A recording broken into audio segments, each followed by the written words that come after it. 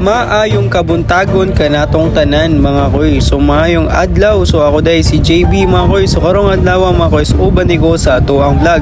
So karong adlaw mga koy meeting di abanse di sa ato ang SSG election. So diri ang mga koy wala may kabalo na may bisita na pinakaligon o pinakagahi si Senator Cayetano. So gikan pag yun siya Manila mga koy ni ari lang para sa ato ang event para makihalubilo sa matag-usa nato ka SSG Councilor and President. So mua din ang President mga koy, so VP President kanang nakayelo. Also sa mua sa na part sa PICAS Party, President and Vice Presidente gyapon mga koy. We have the three party na ni-run karong tuiga mga koy, which is amo ang yellow, ug ang red, ug ang pink. So diri mga koy, so nakiduol jud ni Senator Cayetano og nakipicture. Aray ko. So di man gyud nato malikayan nga ma-proud pud ta kay panagsarapan pud ni. So very kuadra kayo na to mga koy, like grabe ka proud kayo ta sa tong kaugalingon sa at the same time kay naka-meet good na to si Senator Cayetano. Abira na to sa TV lang, so sa personal good ay. So diri mga koy, mas napadulit good na to o nya gitanaw niya atong yang Los Long San. So Los Long San daw niya daw si Cons John, so one of our candidates sa councilor.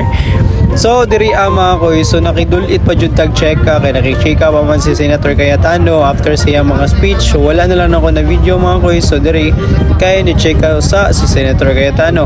Alright, so after that mga koy, kita na po yung naki-check ug atong gi-implement ang atuang plataporma diri para sa atong universidad o para sa atong mga estudyante na student-centered jud na platform.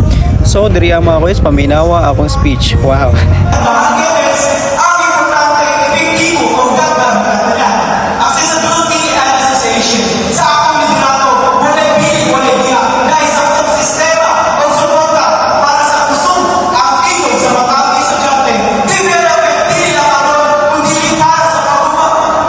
Grabe kayo taka-power diha mga koy. So wala na lang natin kung human mga koy. So diri mga koy, so nag-goodbye na mi sa muang event. So mana atong event, meeting di Avance, and I hope na sa mga plataporma mapadayon po ni sa karong maabot na electing councilor and the president. Alright, so diri mga koy, nagpasalamat kayo ko sa mga sponsor, sa mga alumni namo kay grabe ka suportado gyud kayo namo maski na sila pamilya or nagtrabaho na. So grabe mga koy, kanita na namong gikaon diri among kalipay ug among kahago na sweldoan ra gyud sa ilang kamaayo kay gipalibrihan mi nila rib shack ug pagkaon. So busog na mi, nalipay pa mi.